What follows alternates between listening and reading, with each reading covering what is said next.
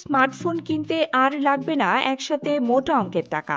মাত্র ৫ থেকে ৬ হাজার টাকায় ফোন, আর সেটিও মিলবে সহজ মাসিক কিস্তিতে। ডিজিটাল সেবা সাধারণ মানুষের হাতের নাগালে আনতে এমন উদ্যোগ নিতে যাচ্ছে সরকার। ডিজিটাল বাংলাদেশ থেকে স্মার্ট বাংলাদেশ গড়ার লক্ষ্যে কম দামে স্মার্টফোন সহজলভ্য করার পরিকল্পনার কথা জানিয়েছেন সরকার। গত ১৬ মে রাজধানীর এক গোল টেবিল বৈঠকে ডাক, টেলিযোগাযোগ ও তথ্য প্রযুক্তি মন্ত্রণালয়ের উপদেষ্টা রেহান আসিফ আসাদ এই তথ্য জানান। তিনি বলেন, শুধু কম দামে ফোন বাজারে আনাই নয়, গ্রাহকদের জন্য সহজ কিস্তি সুবিধাও চালু করার পরিকল্পনা রয়েছে। এজন্য মোবাইল অপারেটর, বাংলাদেশ ব্যাংক, বাণিজ্যিক ব্যাংক ও মোবাইল প্রস্তুতকারকদের নিয়ে সমন্বিত উদ্যোগ নেওয়া হচ্ছে।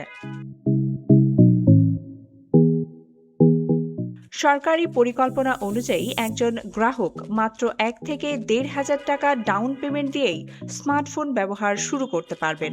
বাকি টাকা ৬ থেকে ১২ মাসের কিস্তিতে পরিশোধ করা যাবে।